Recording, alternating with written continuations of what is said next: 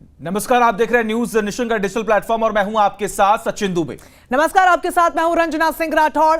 7वें चरण का यानी कि आखिरी चरण का मतदान जारी है। लोकसभा चुनाव 2024 का ये आखिरी चरण अपने आप में इसलिए भी खास हो जाता है क्योंकि ये निर्णायक चरण होगा। बड़ी खबर आपको बता रहे न्यूज नेशन पर, सबसे सटीक सर्वे अब से कुछ ही देर में लगातार आप देखिएगा न्यूज नेशन पर। डिजिटल फिलहाल हम आपको दिखा रहे हैं, जहां पर तीसरी बार क्या मोदी सरकार रिपीट होगी, ये सबसे बड़ा सवाल है। हालांकि एनडीए की तरफ से बार बार जीत का दावा किया जा रहा है और दावा इस बात का भी कि अब की बार 400 पार।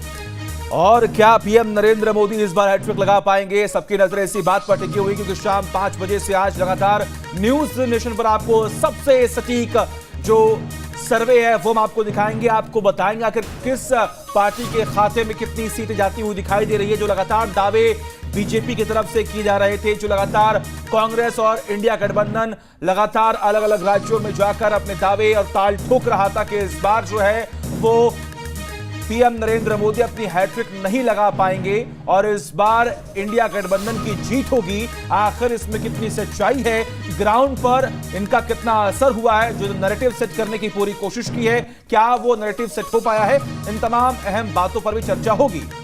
चलिए, ज्यादा जानकारी के साथ सहयोगी राहुल डबा सीधा हमारे साथ जुड़ रहे हैं। राहुल, लगातार हर चरण के चुनावों को आपने कवर किया, अलग अलग स्थानों पर आप बने रहे, लेकिन फिलहाल 7वां चरण बेहद महत्वपूर्ण भी हो जाता है। लेकिन एक चिंता की बात यह है कि अब बस 1 ही घंटा बचा है मतदान खत्म होने को लेकर, लेकिन तेज गर्मी होने के चलते जो मत फीसदी है, जो परसेंटेज है, वो कम देखने को मिल रहा है।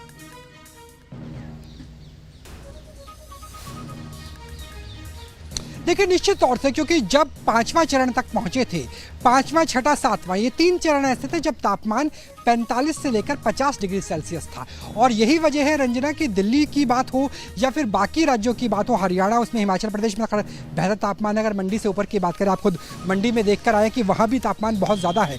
तो ये पूरा का पूरा इलाका ऐसा है, उत्तर प्रदेश हो, आज पश्चिम बंगाल में भी वोटिंग है, जहाँ पर तापमान की वजह से भी लोग निकल के कम आ रहे हैं।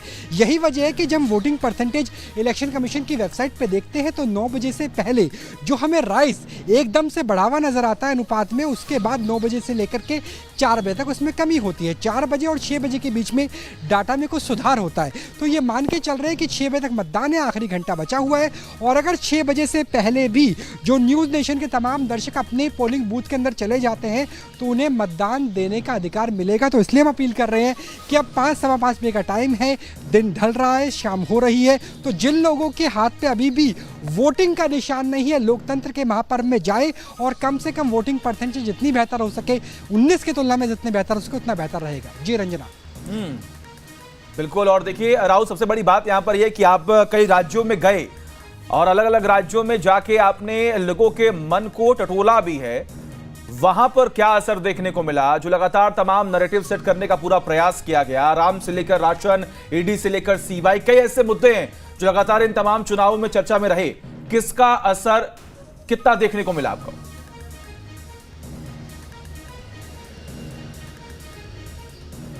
देखिए, अगर विपक्ष के लिहाज से बात करें सचिन, तो साफ गोई से कहूंगा कि 3 प्रमुख मुद्दे रहे जिनसे विपक्ष को फायदा मिला।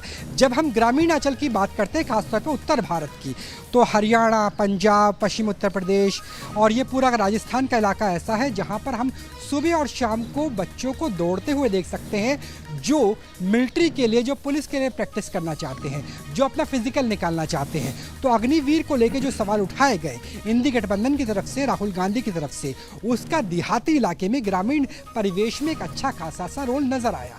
उसके अलावा जो शहरी परिवेश की बात करें, वहाँ जो 30 लाख रोजगार की बात आई, उसका भी एक अच्छा खासा असर नजर आया। क्योंकि अगर आप 10 घर मान लीजिए तो 10 घरों में से कम 1 घर ऐसा होगा जिसमें कोई लड़का या लड़की एसएससी की प्रिपरेशन कर रहा होगा, सरकारी जॉब के लिए ट्राई कर रहा होगा, उसका असर रहा। तीसरा असर की बात करें, जिस तरीके से भारत के विदेश मंत्री एस जयशंकर ने कहा कि भारत किसी के सामने झुकेगा नहीं, अमेरिका डिक्लाइन पावर है, मैं इंडिया के लिए काम करूंगा, मुझे यूक्रेन या इजराइल से मतलब नहीं है, क्योंकि मेरे जो जिम्मेवारी है, जवाबदेही है, वो भारत की जनता के लिए है। उसके बाद जो सोशल मीडिया ट्रेंड हुआ, ट्विटर पे, एक्स पे हमने देखा व्हाट्स रॉन्ग विद इंडिया, इस तरह के जो हैशटैग है वो बहुत प्रमोट हुए और सोशल मीडिया से भी एक अलग तरह का मुकाम देखने को मिला, ये विपक्ष के नज़रिए से। अगर सरकार के नज़रिए से बात करें तो सरकार के नज़रिए से विकास और सनातन या संस्कृति और विकास, इन्हीं दोनों के ऊपर पूरा मुद्दा नजर आया। प्रधानमंत्री जब शुरुआत हुई थी चुनाव की तो उन्होंने बताया कि हमारा ट्रैक रिकॉर्ड कैसा है, आने वाले 5 साल में हम तीसरी सबसे बड़ी अर्थव्यवस्था बन जाएंगे, तेल के दाम पूरी दुनिया में बढ़ रहे हैं, लेकिन हमने रशिया से और अमेरिका से दोनों से इस तरह संतुलन रखा, सम्यक रखा कि हमें हमारी जनता को उससे बहुत ज़्यादा जूझना नहीं पड़ा। उसके बाद फिर सनातन की चीज़ आती है, उसके बाद मुस्लिम आरक्षण की बात होती है, मंगलसूत्र की बात होती है, महिला अस्मिता की बात होती है, तो वो भी हमने एक अंतर नजर आया। और ये अंतर रंजना सिर्फ उत्तर भारत में नहीं है, दक्षिण भारत में भी है। मैं हैदराबाद में मौजूद था, तेलंगाना में, आंध्र प्रदेश में, वहाँ भी जो मंदिर है वो शिव मंदिर है, वहाँ पर हनुमान मंदिर है, और वहाँ भी जो सनातन वाला राम मंदिर वाला फैक्टर है वो हमें ग्रामीण अंचल में भी नजर आया। तो दोनों ही लिहाज से, सत्ता पक्ष विपक्ष के लिहाज से बड़े मुद्दे रहे। अब जनता को बिल्कुल राहुल, कई तमाम ऐसे महत्वपूर्ण मुद्दे रहे, लेकिन देखना बहुत ज्यादा दिलचस्प होगा राहुल कि क्या ये वोटर के मन को बदल पाएंगे या फिर विकास ही वो सबसे प्रमुख मुद्दा रहा जिसे जहन में लेकर मतदाता बूथ तक पहुंचा और अपना वोट कास्ट किया। राहुल, आप बने रहिए, हमारे मेहमान हमारे साथ जुड़ गए। संजय चक्रवर्ती जी टीएमसी नेता हैं, बहुत स्वागत है सर न्यूज नेशन पर आपका। बात जब टीएमसी की होती है, 7 चरण के चुनाव हम देखें और आज ही मल्लिकार्जुन खड़गे के घर पर बैठक हो रही, वहां पर भी ममता बनर्जी मौजूद नहीं है। किस तरीके से, सबसे पहले तो ये टीएमसी वर्सेस एनडीए रहा, क्योंकि हमने तो जो देखा कि इंडिया गठबंधन वर्सेस एनडीए को देखा, लेकिन आप थोड़ी सी तस्वीर साफ कीजिए सर। इंडिया गठबंधन का हिस्सा हम लोग पहले भी थे, आज भी हैं और आगे भी रहेंगे। ये बात हम लोगों ने सबसे पहले की हुई है। इंडिया नाम हमारा दिया हुआ है, ममता बनर्जी का दिया हुआ है। मल्लिकार्जुन खड़गे जी को जो है प्रधानमंत्री पद का प्रमोशन किसने किया था? ममता दीदी ने किया हुआ था सबसे पहले। उसके अलावा जो है नीतीश कुमार को जो है संयोजक बनाने का विरोध किसने किया था? ममता दीदी ने किया था, क्योंकि उनको पहले से आहट हो गया था कि नीतीश कुमार पलटी मार सकते हैं, और कहीं संयोजक बनने के बाद अगर पलटी मारते तो किरकिरी हम पूरे इंडिया गठबंधन की होती। तो यही वजह है कि वो दूर की जो है पहले से समझ जाती है कि क्या होने वाला है आगे चल करके, और हम इंडिया गठबंधन के साथ है। लेकिन कहीं ना कहीं अधीर रंजन चौधरी जी की वजह से जो है हमारा समन्वय नहीं बैठ पाया कांग्रेस के साथ।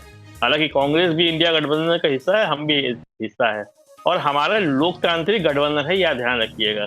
यहाँ पे किसी को ईडी सीबीआई का डर दिखा करके उनको साथ नहीं मिलाया गया कि भैया उसके बाद जो है प्रधानमंत्री जी ने बता दिया या गृह मंत्री ने बता दिया आपको 2 सीट लड़ना है, आपको 5 सीट लड़ना है, 10 सीट लड़ना, वो लड़ रहे हैं। कोई किसी तरह का कोई विरोध नहीं कर रहा है। क्यों? क्योंकि वहाँ पे लोकतंत्र नहीं है। हमारे यहाँ पे लोकतंत्र है, इस गठबंधन में लोकतंत्र है। यहाँ पे कहीं पे हम मिलकर लड़ रहे हैं, कहीं एक दूसरे के खिलाफ भी लड़ रहे हैं, जहाँ जैसे जिस तरीके से स्थिति बनी है, लेकिन हम अंदर से मजबूत हैं, एक साथ हैं। और संजय जी, इसी पर कटाक्ष एनडीए की तरफ से और तमाम दिग्गजों की तरफ से किया जा रहा है, क्योंकि कोई गठजोड़ देखने को मिल नहीं रहा है, सिर्फ गठबंधन एक नाम देखने को मिला है। कहीं पर कोई राज्यवर स्तर पर, स्थानीय स्तर पर अपने चुनाव लड़ रहा है, खासतौर पर पश्चिम बंगाल की अगर हम बात करें, आम आदमी पार्टी की अगर हम बात करें, कांग्रेस के किसी ने भी अपनी प्रमुख सीटों को छोड़ा नहीं है। तो वो जो गठबंधन है, जो क्रेडिबिलिटी है, सवाल उसी पर सबसे बड़ा है सर। मैंने अभी यही क्या कहा, यहाँ पे लोकतांत्रिक रूप से है, हर राज्य में हर दल को अधिकार है कि वो अपनी सीटें बढ़ाए। ये कोई जरूरी नहीं है कि जिसको जहाँ पे लगता है कि मेरी यहाँ पे सीटें बढ़ सकती बढ़ाए। यहाँ पे ऐसा नहीं है। हम लोगों ने, जैसे अब मैं आरएलडी की बात करता हूँ, आरएलडी को समाजवादी पार्टी ने 7 सीटें देने का वादा किया था, लेकिन उनको वहाँ पे 2 सीट मिली। सिर्फ वो भारत रत्न लेकर के बैठ गए। उन्होंने क्या किया, अपने पूरा उसके साथ जो है पार्टी के साथ जो है विश्वासघात कर लिया। इसी तरीके से आप चाहे देखेंगे, चिराग पासवान को देख लिया। पशुपतिनाथ जो है पहले जब मिले थे, क्योंकि उनके पास सांसद आया तो उनको जो है मंत्री बना दिया उठा करके, और उसके बाद जैसे ही देखा कि चुनाव में चिराग पासवान का जोर चल सकता है, तो पशुपति को जो है उठा करके दूध की मक्खी के तरह निकाल के बाहर कर दिया, चिराग पासवान को मिला दिया। उनको तो लड़ने तक नहीं दिया, पशुपति जी को लड़ने तक नहीं दिया। तो इस तरीके से वहां पे गठबंधन है कि जबरदस्ती वाला है। आपको 2 सीट लड़ना है, आपको 3 सीट लड़ना है, आपको तय पूरी तरह से भारतीय जनता पार्टी ने किया है। वहां पे कोई बैठक नहीं हुई पिछले 10 साल में, बता दीजिए एक बैठक हुई एनडीए की, एक भी बैठक नहीं हुई। तो वहां पे ना कोई संयोजक है, ना बैठक होती, ना कुछ होती है। वहां पे सिर्फ और सिर्फ नाम का है, वो ईडी और सीबीआई वाले गठबंधन है। और हमारे यहाँ पे लोकतांत्रिक गठबंधन फर्क बिल्कुल। और यहाँ पे देखिए है। इस पूरे अपने अंत में ईडी सीबीआई का जिक्र कर ही दिया और यही वो तमाम मुद्दे हैं जो लगातार इस चुनाव के इर्द गिर्द जो है वो घूमते रहे। हमारे साथ इस वक्त बीजेपी प्रवक्ता सूर्य मैथिल भी जुड़े हुए हैं। सूर्य जी, आपका बहुत बहुत स्वागत है। पश्चिम बंगाल की बात हो रही है, 42 सीटें, 7 फेज में चुनाव हुए। जब जब वहां पर चुनाव हुआ दंगा भी हुआ, बवाल भी हुआ, लेकिन जरा ये बताइए कि वहां पर पीएम नरेंद्र मोदी का जादू चला या फिर दीदी की ममता ने वोट बटोर लिया है?